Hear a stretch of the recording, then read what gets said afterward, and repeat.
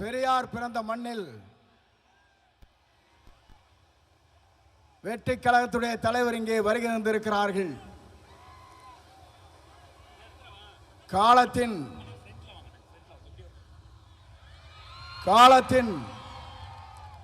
கடலில் கூடியிருக்கிற கூட்டத்தை பார்க்கிற போது நாளை தமிழகத்தினுடைய முதலமைச்சர் என்ற வரலாற்று படைக்கிற கூட்டமாக இந்த கூட்டம் இங்கே இருக்கிறது. எல்லோரும் சொன்னார்கள், எப்படி ஆட்சிக்கு வர வேண்டும் என்று பல பேர் கனவு காணுகிறார்கள். ஆனால் தமிழ்நாட்டு மக்களை பொறுத்தவரையிலும் நாளை தமிழ்நாட்டை ஆளப்போவது புரட்சி தளபதி தான். இதை யாராலும் மாற்றி காட்ட முடியாது என்ற வரலாறு தான் பெரியார் மண்ணிலே இன்றைக்கு காணுகிற காட்சியை நாங்கள் காணுகிறோம். சமுதாயம் என்பது தந்தை பெரியார் அவர்கள் குறிப்பிட்டதை போல ஏழை மக்களுடைய கண்ணீரை தீர்ப்பதற்கு ஒரு நல்ல தலைமை வேண்டும் என்று பல நாட்களாக மக்களுடைய கனவு இன்றைக்கு நிறைவேற்றப்பட்டிருக்கிறது.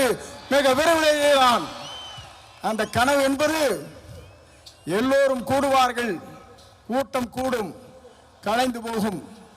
ஆனால் நம்முடைய கூட்டத்தை பொறுத்தவரையிலும் எதிர்கால தமிழகத்தை உருவாக்க இருக்கிற வெற்றி கழகத்துடைய தலைவர் அவருடைய வரலாற்றை படைப்பதற்கு இங்கே பெருந்திரளாக இங்கே வருகின்றிருக்கிறீர்கள்.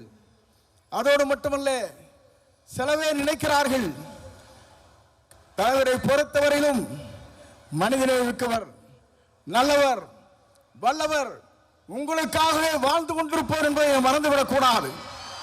ஏனென்று சொன்னால் ஒரு ஆண்டுக்கு 500 கோடி ரூபாய் வருவாய் அது தேவையில்லை என்று விட்டு மக்களுக்கு பணியாற்றுவதற்கு ஒரு தலைவர் வந்திருக்கிறார் என்று சொன்னால் உலக வரலாற்றில் புரட்சி தலைவரை பார்த்தேன், இன்றைக்கு புரட்சி தளபதி இன்றைக்கு காணுகிறேன்.